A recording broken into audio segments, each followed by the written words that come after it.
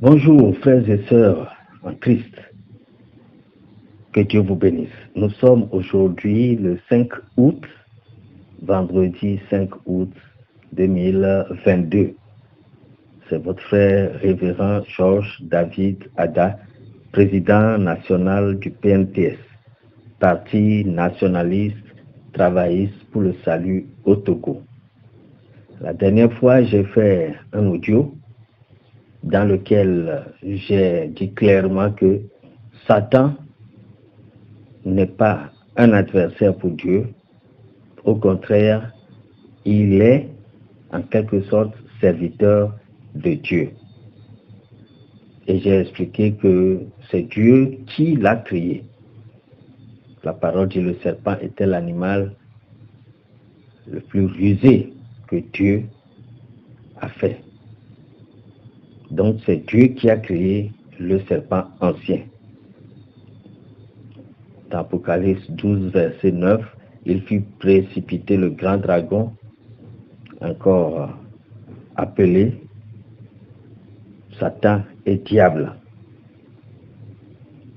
Et c'est le serpent ancien. Il fit précipiter le grand dragon, le serpent ancien, encore appelé Satan et Diable. Or, Satan, ça veut dire adversaire, diable, ça veut dire accusateur. Aujourd'hui, je voudrais continuer toujours sur ce thème du diable, parce qu'on a toujours pensé que c'est l'ennemi de Dieu. C'est vrai, c'est l'ennemi des hommes, parce qu'il est utilisé par Dieu pour nous séduire, pour nous tenter. Il est encore appelé dans la Bible le tentateur. Pourquoi il n'est pas l'ennemi de Dieu? Ne pensez-vous pas que Dieu, qui est omniscient, omnipotent, qui connaît toutes choses, que Dieu puisse créer un ennemi pour le contrarier? Dieu, en créant Satan, il sait qui il est en train de créer, et c'est lui-même qui lui a donné la ruse, l'animal le plus rusé que l'Éternel Dieu a fait, ou avait fait. Alors Dieu ne peut pas pouvoir un ennemi contre lui-même. Alors cela amène certaines personnes peut-être à se poser la question: alors pourquoi Dieu a créé Satan? Je réponds tout de suite: Dieu, connaissant toutes choses, ne peut pas se créer un ennemi qui va le défier, qui voudra même prendre sa place, comme on nous l'a toujours raconté, qu'il a voulu prendre la place de Dieu au ciel. Et j'ai dit que Dieu, il est tout puissant. Quand il était question qu'un ange vienne lier Satan, il n'était pas deux anges ni trois anges. Un seul ange est descendu, il a lié Satan pour 1000 ans. Et Satan n'a pas résisté. Il ne s'est pas opposé parce que c'est la volonté de Dieu. Et il le sait. Il s'est soumis. Et j'ai déjà dit dans l'autre audio que tous les démons, ils s'humilient devant Dieu et même devant Jésus-Christ, que Dieu a élevé. Et la parole dit: Dieu lui a donné un nom au-dessus de tous les noms, afin qu'au nom de Jésus-Christ, tout genou fléchisse, que toute langue confesse que Jésus est Seigneur. Donc même les démons, quel que soit leur rang, dès qu'ils écoutent le nom de Jésus-Christ, ils se prosternent. Même s'ils ne le font pas, il y a quand même une secousse ou un secouement. Maintenant, les gens vont s'étonner de cet enseignement. Qu'est-ce que Dieu dit sur les ténèbres? Allons dans Ésaïe 45, verset 7. Ésaïe 45, verset 7. Là, Dieu dit: je forme la lumière et je crée les ténèbres. Je donne la prospérité et je crée l'adversité. Moi, l'Éternel, je fais toutes ces choses. Ésaïe 45, verset 7. Dieu dit, je forme la lumière et je crée les ténèbres. Donc, vous voyez que les ténèbres sont créées par Dieu. C'est Dieu même qui parle, qui dit, je forme la lumière et je crée les ténèbres. Pour beaucoup, les ténèbres, c'est une affaire de Satan. C'est Satan qui a créé les ténèbres. Mais là, Dieu dit qu'il forme la lumière et il crée les ténèbres. Et c'est lui qui donne la prospérité et c'est lui qui crée aussi l'adversité. Vous voyez que parfois, les pays africains, les populations se plaignent de ce qu'il y a des dictateurs. Mais c'est Dieu qui permet. Parfois, c'est pour punir. Même quand Israël avait des rois cruels pour les asservir, c'était la volonté de Dieu. C'est une manière pour Dieu de les punir. Et quand ils crient à l'Éternel, Dieu leur envoie maintenant un libérateur. En Afrique noire, où nous nous plaignons des dictateurs, sachant que c'est Dieu qui impose ces dictateurs. En récompense à nos idolâtries, nous pensons qu'un être humain créé à l'image de Dieu peut s'humilier, adorer du bois, de la matière qui n'a pas de vie en elle. Alors Dieu dit, vous êtes des abrutis. Dans ce cas, vous méritez la souffrance. C'est pourquoi vous priez pour que ces dictateurs meurent, mais ils sont là. Bon, je continue. Ça, ce n'est qu'une parenthèse. Donc, c'est Dieu qui crée les ténèbres. Les ténèbres aussi ont leur part dans la créativité. S'il y a la couleur blanche, il y a la couleur noire. Et en peinture, les peintres peuvent vous dire que le noir aussi a son rôle qu'il joue. On en a besoin. Quand vous prenez le trou noir ou les trous noirs dans les galaxies, on vous dira que c'est de ces trous noirs que naissent les étoiles. C'est des trous noirs, ça ressemble aux ténèbres, ça ressemble au domaine de Satan. Mais les scientifiques nous disent que c'est de ces trous noirs-là que proviennent aussi les étoiles, où naissent les étoiles. Vous voyez le paradoxe? Donc, il y a le bien, il y a le mal. Dieu dit, je mets le bien et le mal devant toi. Choisis le bien. Et vous allez dire, mais le mal qu'il a créé, Dieu dit, c'est lui qui crée les ténèbres aussi. Et l'électricité, vous connaissez l'électricité, ça ne fonctionnera jamais s'il n'y a pas le positif et s'il n'y a pas le négatif. C'est parce qu'il y a un positif qu'on parle de négatif, mais les deux doivent marcher pour que l'électricité fonctionne. Et chaque atome, vous savez que les atomes composent les molécules, mais chaque atome, on nous dit que chaque atome est composé de neutrons et de protons. Donc, il y a des noyaux de neutrons, il y a des noyaux de protons. Je ne suis pas scientifique, donc excusez-moi si je fais par moment des erreurs. C'est pour dire que il y a les ténèbres, il y a la lumière. Et Dieu dit que c'est lui qui crée les deux. Nous ne pouvons pas attribuer les ténèbres à Satan pendant que Dieu lui-même dit qu'il crée la lumière, il forme la lumière et il crée les ténèbres. Je reprends, c'est bien écrit.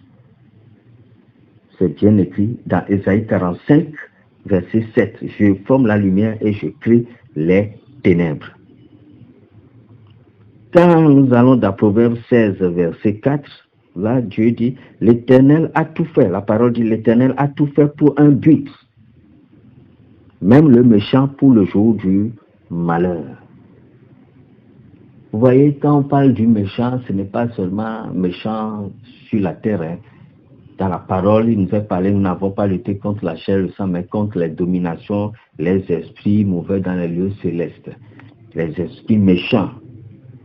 Donc, comprenez que il y a aussi des esprits méchants. Et ces esprits méchants ont un rôle. Ils ont parfois l'ordre de Dieu de tourmenter ceux qui sont morts en ayant été des méchants, des cruels sur la terre, ceux qui les tourmentent, les punissent, les frappent dans le séjour des morts, c'est un peu aussi ces esprits-là. Donc, les méchants, ils sont là aussi parmi les êtres humains. Ils ont aussi un rôle. Ils vont vous poursuivre, ils vont tout faire pour vous mener la vie dure, mais au finish, Dieu va les juger. Mais leurs actions servent à savoir si vous serez fidèle à Dieu ou vous allez désobéir à Dieu. Donc Dieu utilise aussi leurs actions comme des épreuves. Prenez Joseph, il a été vendu par ses propres frères. Mais Dieu a utilisé cela pour l'élever. Il y avait un Goliath aussi sur la terre qui défiait l'armée d'Israël. Dieu a utilisé David en ce moment-là. Donc, c'est Dieu qui permet toutes ces choses. Mais ce n'est pas Dieu qui encourage les gens à être méchants. Mais par moments, ils sont utiles pour éprouver la foi des enfants de Dieu. Parce que s'il n'y a pas de guerre, s'il n'y a pas d'opposition, on ne peut pas parler de victoire. Dieu même dira qu'il a endurci Pharaon, pour faire éclater sa gloire. Et c'est en cela que Pharaon a vu aussi qu'il y a un Dieu puissant. Dans 1 Pierre, chapitre 5, verset 9, il est dit, résistez-lui avec une foi ferme, sachant que les mêmes souffrances sont imposées à vos frères dans le monde. Résister à qui? À Satan. Donc Dieu a créé Satan dans un but précis. Il est placé aux côtés de l'homme comme une épreuve d'examen pour nous tester. Et c'est à cela que Dieu veut voir si vraiment celui-ci sera obéissant, fidèle à sa parole, ou bien va faire le contraire. Dieu a donné des conseils à Adam et Ève, et aussitôt, il s'est retiré, même si Dieu ne se retire pas, il est partout.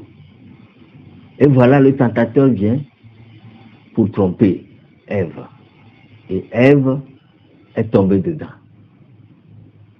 Après, il y a un autre enseignement que je vais faire parce que les gens font des mauvaises interprétations. Et c'est ça qui pose problème à la foi chrétienne. Lorsqu'on veut interpréter à sa manière. La Bible n'a jamais dit que Ève a couché avec le serpent. Ce n'est même pas possible. Ève a vu que le fruit était agréable. Le fruit est agréable à la vue. Et elle en a pris et elle en a mangé.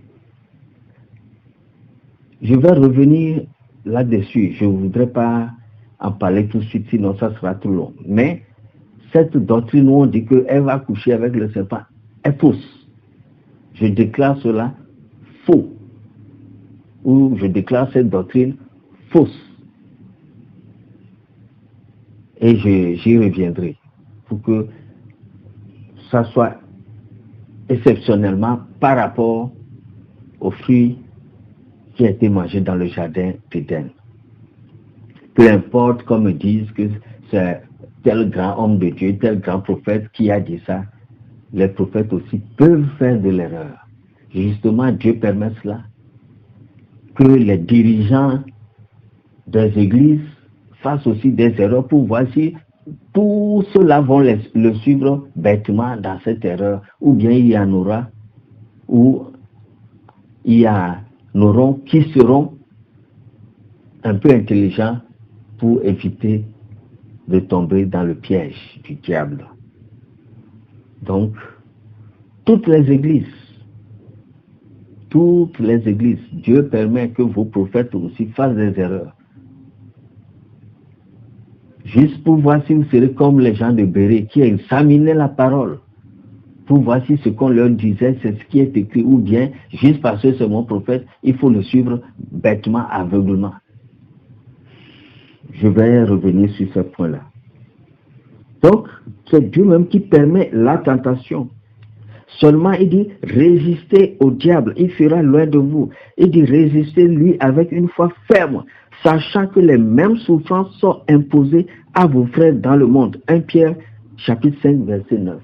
Les mêmes souffrances sont imposées à vos frères. Ça veut dire que tout le monde doit être testé. Nous disons tous, nous aimons Dieu, nous aimons Dieu. Mais Dieu veut les meilleurs. Alors, il nous soumet à des examens, à des épreuves, pour voir si nous sommes intelligents, pour voir si nous sommes capables de résister. C'est de cela qu'il s'agit. Et beaucoup de nos frères aussi sont soumis à ce test-là.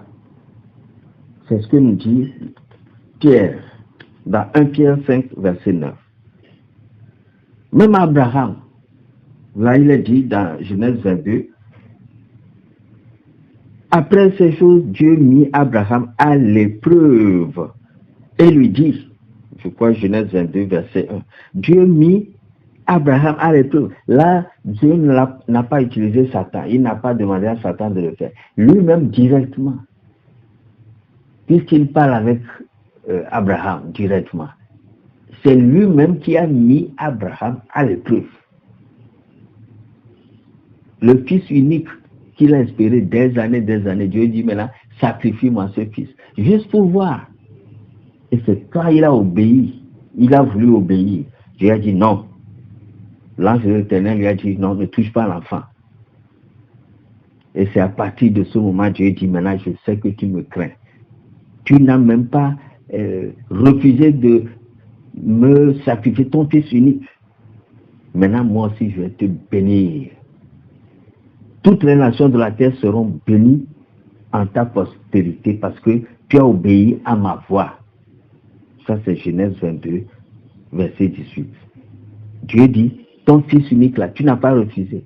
Et d'ailleurs, je me dis que Dieu ayant tenté Abraham de cette façon, Abraham ayant réussi, Dieu maintenant est contraint de dire, mais si lui là qui donnait son fils unique, à plus forte raison, moi Dieu, et c'est là je crois que Dieu a dit, à cause d'Abraham, l'humanité mérite que je leur donne mon fils unique. Et il a permis que son fils vienne mourir sur la croix pour nous. Mais il a testé d'avoir Abraham. Si Abraham avait joué, puisque toutes les familles de la terre seront bénies en Abraham, s'il avait joué, peut-être qu'on n'aurait pas cette grâce. Que Dieu puisse dire, bon, je vais faire venir mon fils, il va naître d'une femme humaine et je vais le sacrifier pour l'humanité. Dieu connaît ce qu'il aime, hein? Dieu connaît ce qu'il aime. C'est pourquoi dans 1 Jean 3, verset 18, il nous a dit, petits enfants, n'aimons pas en parole et avec la langue, mais en action et avec vérité. Beaucoup aiment en parole, mais quand l'épreuve vient, ce n'est plus le cas. Vous vous rappelez quand Jésus a dit à Pierre, je te le dis en vérité, cette nuit même, quand le coq chante, tu me réuniras 3 fois. Pierre lui répondit, quand il me faudrait mourir avec toi, je ne te réunirai pas. Et tous les disciples disent la même chose. Vous savez cela dans Matthieu 26, verset 34 à 36. Pierre dit jamais, ça dit, Jésus, quelqu'un peut te réunir, mais pas moi, Pierre. Mais quand cela est arrivé, il a régné le Seigneur 3 fois. On dit l'esprit est bien disposé, mais la chair est faible. Matthieu 26, verset 41. Donc, pour que ça ne soit pas trop long, Et je voudrais donc vous dire, mes frères, mes sœurs, que si vous ne comprenez pas certaines choses, le diable va vous malmener, vous tromper avec sa ruse dans des fausses doctrines. Je vais vous suggérer aussi ce verset dans 1 Samuel 16, à partir du verset 14 au verset 15. C'est nécessaire de lire ce verset. Donc j'ai dit que Satan, il est notre adversaire parce que Dieu l'utilise pour nous tenter. Mais il n'est pas l'adversaire de Dieu, il est au service de Dieu. Je vais lire donc 1 Samuel 16. Faites attention à ce que je vais lire. 1 Samuel 16, à partir du verset 14 au verset 15. L'Esprit de l'Éternel se retira de Saül, qui fut agité par un mauvais esprit venant de l'Éternel. Je reprends.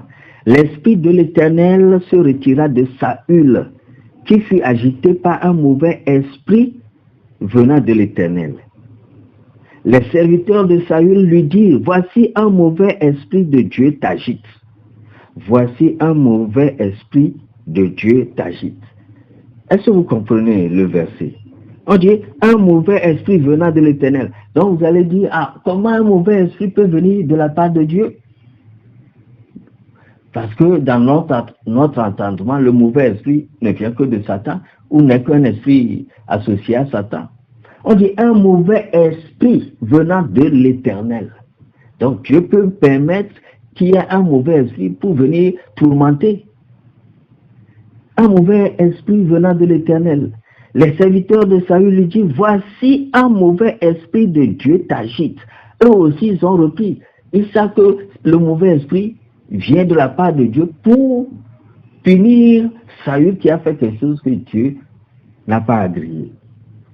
Ça, c'est 1 Samuel 16, versets 14 et 15. Même Paul a dit dans 2 Corinthiens 12, 7. 2 Corinthiens 12, 7, Paul dit, pour que je ne sois pas enflé d'orgueil à cause de l'excellence de ces révélations, il m'a été mis une écharpe dans la chair pour que je ne sois pas enflé d'orgueil à cause de l'excellence de ces révélations, il m'a été mis une écharpe dans la chair, un ange de Satan pour me souffleter et m'empêcher de m'enorgueillir. Vous voyez, Dieu même, c'est-à-dire, permet qu'un ange de Satan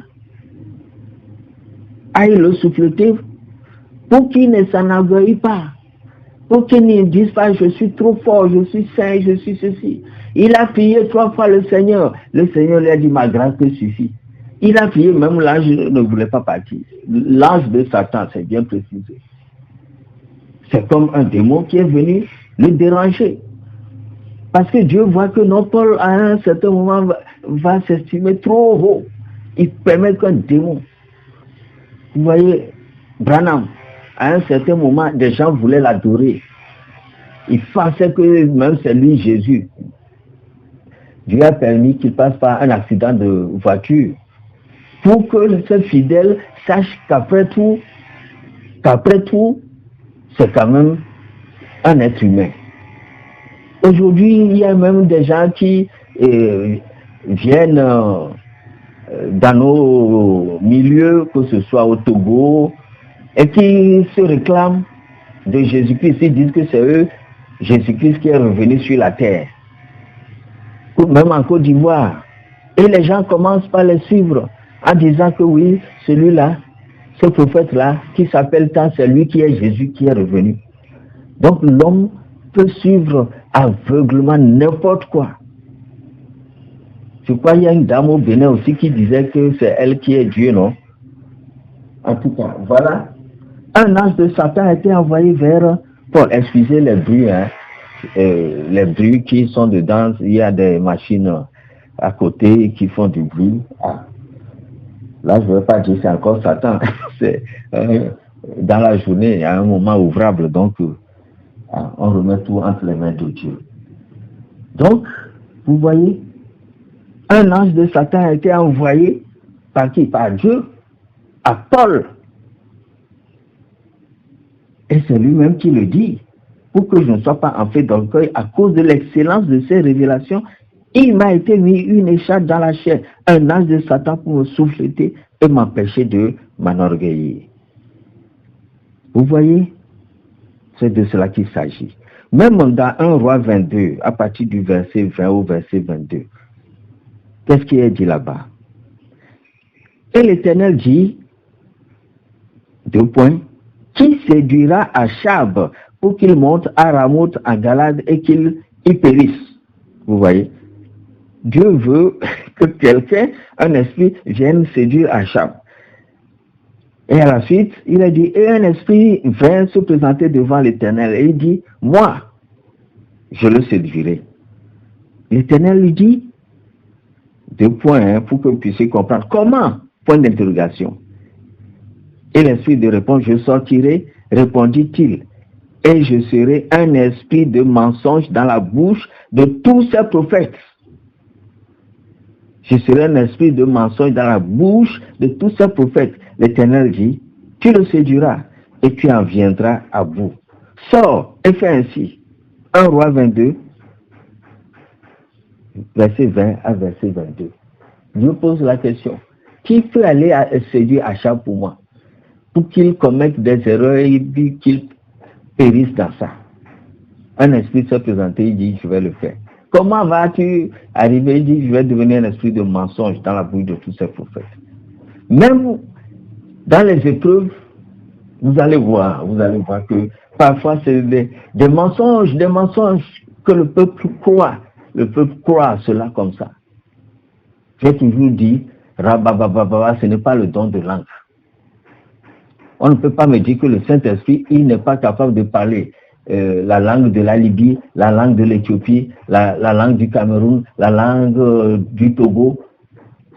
Le jour de Pentecôte, les gens ont entendu, les Israéliens qui sont revenus de l'étranger ont entendu qu'on parlait dans les langues de ces pays où ils étaient. Ce n'est pas une répétition de son rabababa, rabababa. Et il n'y a aucune langue dans le monde qui soit une répétition de son. Donc, ce n'est pas parce que tous les pasteurs font ça, nous sommes maintenant habitués, on ne peut rien dire sans dire rikabasata la bobobo. Alors, on pense que c'est ça. Non. Une langue, c'est une langue. Même la langue des anges n'est pas une répétition de son. On est habitué à faire ça. On nous a trompés, on est dedans. Et on pense que c'est la réalité. Le Saint-Esprit peut bien inspirer des gens à parler en langue. Mais ce n'est pas à faire des répétitions de son. Entre parenthèses, je continue. Donc, même disant que Satan s'appelle Lucifer, il conduisait l'adoration au ciel, il est très beau, il a voulu prendre la place de Dieu. J'ai maintes fois dit que c'est faux. Ça n'existe nulle part dans la Bible. La partie qu'on prend pour dire que c'est ça qui concerne Satan dans Isaïe 14 parle du roi de Babylone. C'est une prophétie contre le roi de Babylone. C'est depuis 2004 que mon livre Discerner les rites du diable a été édité. Même Togo Press m'a donné un quart de page pour en parler. Mais les gens sont toujours aveugles et ils continuent dans leur cécité. Oh, c'est dommage, c'est dommage. Je voudrais terminer. Et je crois que j'ai donné assez de versets. Et d'ailleurs, il y a un passage dans Jude 9, Jude verset 9. Il dit, or l'archange Michel, lorsqu'il contestait avec le diable et lui disputait le corps de Moïse, n'osa pas porter contre lui un jugement injurieux, mais il dit que le Seigneur te réprime. N'osa pas porter contre lui un jugement injurieux. Vous voyez?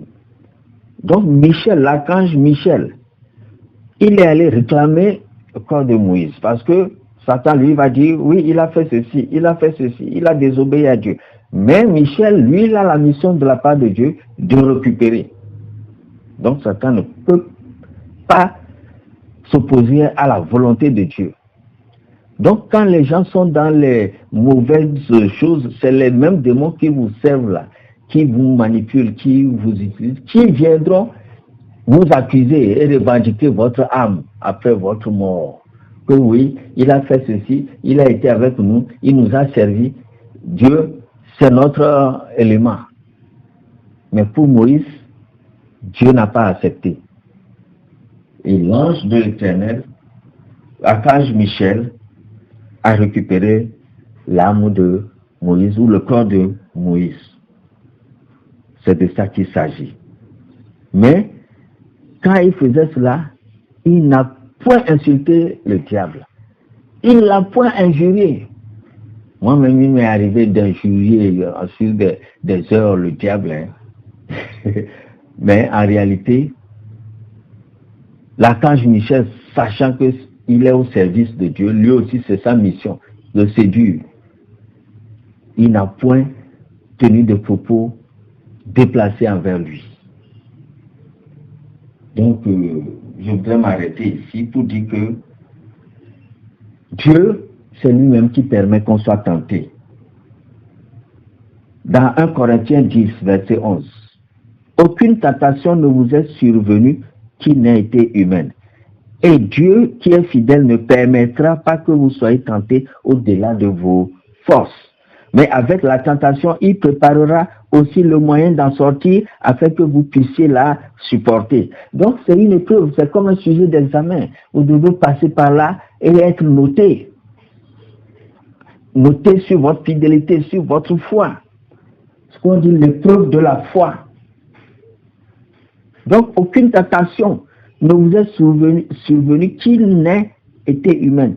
Et Dieu qui est fidèle ne permettra pas que vous soyez tentés. Donc c'est Dieu qui permet la tentation. Seulement Paul dit, il ne va pas permettre que tu sois tenté au-delà de tes forces. Il connaît la capacité de chacun de nous. Il y a quelqu'un aux Jeux olympiques qui peut sauter une corde qui est positionnée à 2 mètres. Mais il y a quelqu'un aussi, c'est une corde de 1 mètre ou 1 mètre 30. Dieu, connaissant nos capacités, ne va pas t'imposer de soulever un poids de tel kilo alors que tu ne peux soulever que tel poids. C'est ça. Nous sommes à des différents niveaux. Donc l'épreuve aussi, quelqu'un qui est au CM1, on ne va pas lui donner des épreuves de quelqu'un qui passe le bac. Exactement. Donc Dieu ne permettra pas. Ça veut dire que c'est Dieu qui a permis ou qui permet. Et quelque part, il est dit, je crois, au niveau de Matthieu 6, verset 13, dans la prière que Jésus nous a enseignée. Il dit, ne nous induis pas en tentation. Notre Père qui est aux cieux, vous connaissez. Ne nous induis pas en tentation, mais délivre-nous du malin. Donc il peut plaire à Dieu de nous induire en tentation, de nous soumettre à la tentation, de nous soumettre à l'épreuve. Mais dans la prière que Jésus nous a formulée, nous a enseignée, il dit qu'on peut demander à Dieu de ne pas nous soumettre à la tentation. Mais c'est clair que si tu veux être couronné, tu dois accepter. Tu dois accepter. C'est ça qui est dit quelque part un instant. Je crois que on peut retrouver ça dans Jacques 1. Jacques 1 à partir du verset 2 au verset 3. Il est dit, mes frères, regardez comme un sujet de joie complète les diverses épreuves auxquelles vous pouvez être exposés. Mes frères, regardez comme un sujet de joie complète les diverses épreuves auxquelles vous pouvez être exposés. Sachant que l'épreuve de votre foi produit la patience. Sachant que l'épreuve de votre foi produit la patience. Dans Jacques 1, verset 12, heureux l'homme qui supporte patiemment la tentation, car après avoir été éprouvé, il recevra la couronne de vie que le Seigneur a promise à ceux qui l'aiment. Donc, la tentation,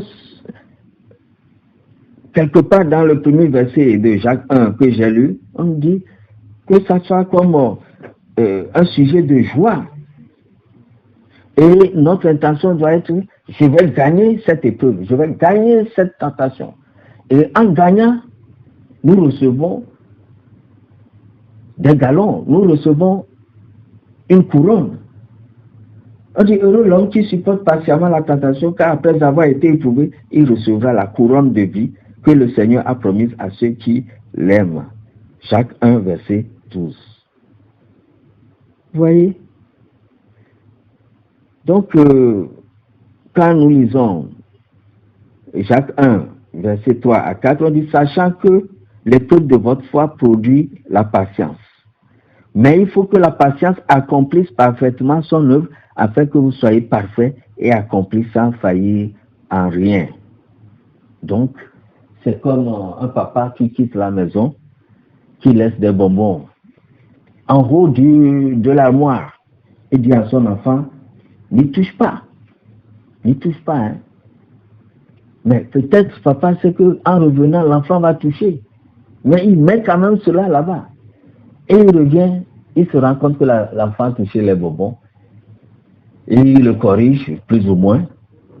Ou bien il le punit d'une façon ou d'une autre.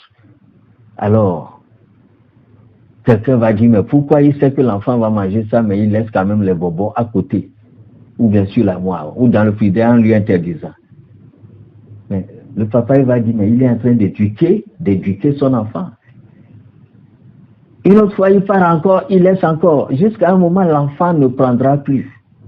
Alors le papa sera content que, oh, maintenant, mon enfant, ma fille, mon fils est devenu très sage. Quand je lui dis ne touche pas à ça, il ne touche pas.